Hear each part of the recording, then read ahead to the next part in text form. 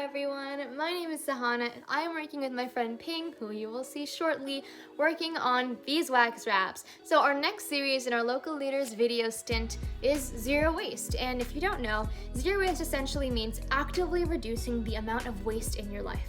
So the first thing that we are going to do in our multi-part series is DIY beeswax wraps. These wraps can be used for anything that you need to store in your kitchen. I'm talking onions that you need to put in the fridge, some apple slices that you've already cut open, literally anything you need to store. Instead of using plastic wrap or Ziploc bags for, you can use beeswax wraps for. So let's get on to the video. So when we're talking about the average life cycle of a beeswax wraps, what exactly comes to mind? So the first thing you're going to do is take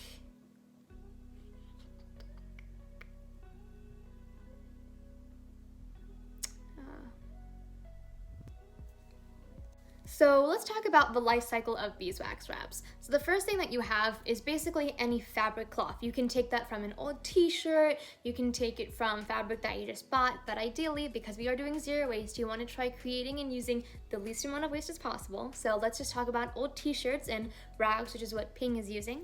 And then all you're gonna have to do to preserve it so that that rag can stay, more usable is dip it in beeswax, and it's really, really simple. And at the end of the, life cycle, when the rag starts wearing out, about a year in, you can just use it as campfire kindling. So, a perfect way to store things without creating any plastic waste. And also, you have some campfire kindling at the end. I don't know about you, but I love burning things. But yeah, I'm gonna go send it over to my friend Ping while I do her little voiceover on how she's making them. So take it over. So your turn, Ping. All right, so back on over to Ping.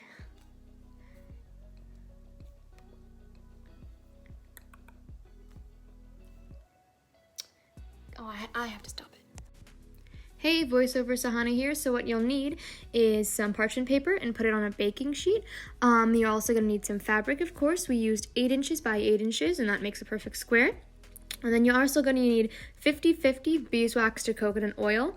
And we used coconut oil when it was not as melted. So we have our fabric. You're going to line up your beeswax so that it's thoroughly incorporated, add chunks of coconut oil in, and then you're going to stick it in the oven for 415 for about 4 minutes. But as you change the size of the fabric, you'll also need to adjust the time. Basically, when you see that everything is fully melted and it looks clear, that's when you know it's ready. So as you can see, it's getting more and more clear, and time's running out. Okay, so here's Ping removing it from the oven all by herself. I'm so happy. Congratulations, Ping. And she's wearing mittens, remember that? Not mittens, but oven mitts, right. And so now she has a basting brush. You can use any brush really. And she's just kind of coating the fabric with the wax. Again, you can use candela wax if you are vegan. But yeah, she's just covering it back and forth until it is totally covered with the beeswax. And then she's gonna try to remove it without getting any wrinkles, and then just dripping all of the leftover wax. So now that it's like fully coated, almost laminated, I would say, and she's just gonna let it drip like that for a couple more seconds. As you can see, it dries really, really fast, especially on like the left-hand corner. You can see it already solidifying. And so now by like moving it back and forth in the air, she's just kind of air drying it so that it becomes kind of 3-dimensional. And she's gonna keep doing that while I have this awesome voiceover. And look at that. Oh, it's still drying. Yep. Alrighty. Oh, and she removed that last bit of wax. And yeah, that looks like a finished beeswax wrap. If I say so myself. Look at that. So here Ping has a bowl of water, and she's covering it with the beeswax wrap to make sure that it is leak proof. And also we wanted to say that the first few times there could be some beeswax residue on your fingers.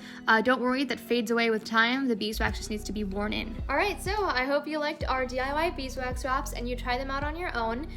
In the long run, this should save you a whole lot of money because you aren't exactly buying any plastic or Ziploc bags anymore. So have fun DIYing, guys. Bye!